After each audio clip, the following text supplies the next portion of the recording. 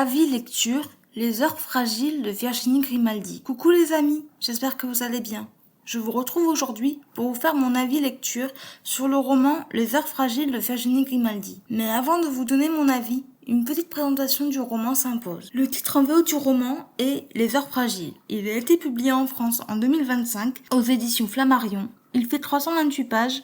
Je lui ai mis la note de 7 sur 10 et le conseille à tout le monde. Quatrième de couverture. Diane a toujours eu des rêves simples. Un mari, 2 enfants, un métier qui lui plaît, c'est plus que ce qu'elle osait espérer. Le jour où Seb la quitte, son monde vacille. Absorbée par sa peine, elle ne voit pas que le drame se joue ailleurs. Tout près d'elle, dans cette chambre qui fait face à la sienne, les rires de sa fille s'épuisent. Lou a 16 ans, le mal de grandir et son premier chagrin d'amour lui arrache plus que des larmes. Quand Diane comprend qu'elle est prête à tout pour l'aider, y compris à retourner vers un passé qu'elle avait fui. Ensemble, mère et fille marchent sur un fil. Sous leurs pas, le torrent de la vie gronde et emporte avec lui les heures fragiles. Mon avis sur ce roman. J'ai lu le dernier roman de Virginie Grimaldi. Je l'ai davantage apprécié par rapport à Plus grand que le ciel. Les personnages ont chacun leurs forces et leurs faiblesses. Diane est une mère protectrice avec ses enfants et surtout sa fille, Lou, qui se pose beaucoup de questions sur sa vie.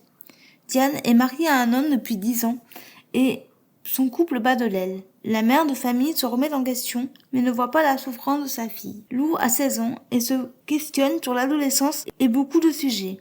Elle ne va pas très bien et n'ose pas en parler à sa mère.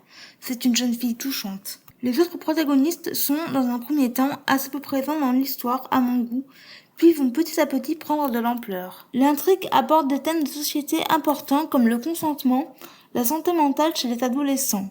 Les chapitres alternent les points de vue de Diane et Lou. J'ai préféré ceux de la jeune fille car je les ai trouvés touchants.